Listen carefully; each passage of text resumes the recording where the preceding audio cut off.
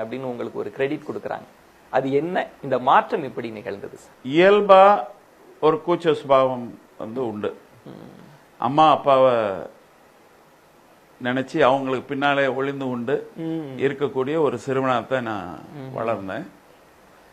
காலப்போக்கில் பாம்பே யூனிவர்சிட்டி எல்லாம் போய் பிகாம் ஹானர்ஸ் படிச்சு விருதுநகருக்கு வந்த நேரத்தில் ஜூனியர் சேம்பர் இன்டர்நேஷனல்னு சொல்லி ஒரு அமைப்பு, அது விருதுநகர்ல விருதுநகர் ஜூனியர் சேம்பர் என்ற பெயரோடு இருந்தது.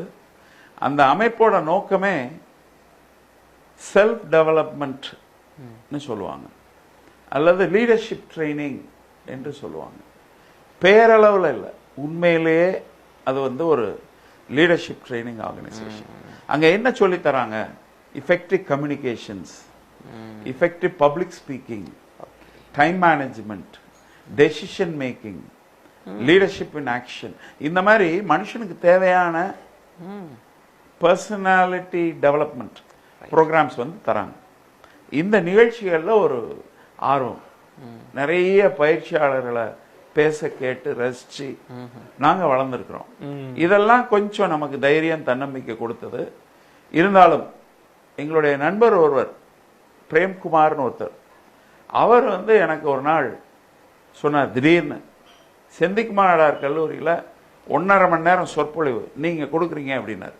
சாதாரணமா நம்ம உட்கார்ந்து உரையாட முடியுது தானே, இதை மேடையில பேசிட்டு போ அப்படின்னு எனக்கு ஒரு புஷ் கொடுத்தார். அவர் ஒரு ஜேசி பயிற்சியாளர். சரி சொல்லிட்டார், பேசிடுவோம்னு சொல்லி 1.5 மணி நேரம் 1 மினிட் மேனேஜர்ங்கிற தலைப்புல நான் பேசினேன். அதான் முதல் அனுபவம். அதாவது அந்த தைரிய குறைவு இருந்தது, விஷய ஞானம் உள்ள இருந்திருக்கலாம். அந்த தைரிய குறைவு திரை போட்டது. அந்த திரைய ஒரு சந்தர்ப்பத்தில் எடுத்த உடனே நிறைய நம்ம பேச ஆரம்பிச்சிருக்கிறோம். ஒரு வருத்தம் என்னன்னா, கல்லூரியில இப்படி சொல்லித்தரல, பள்ளிக்கூடத்துல சொல்லித்தரல. ஆனா ஜேசி இயக்கம் எங்களுக்கு சொல்லி தந்தது கெய்சன் சொல்லி, கண்டினியூஸ் இம்ப்ரூவ்மெண்ட், தொடர் வளர்ச்சி. அது ஒரு காரணம். நான் கொஞ்சம்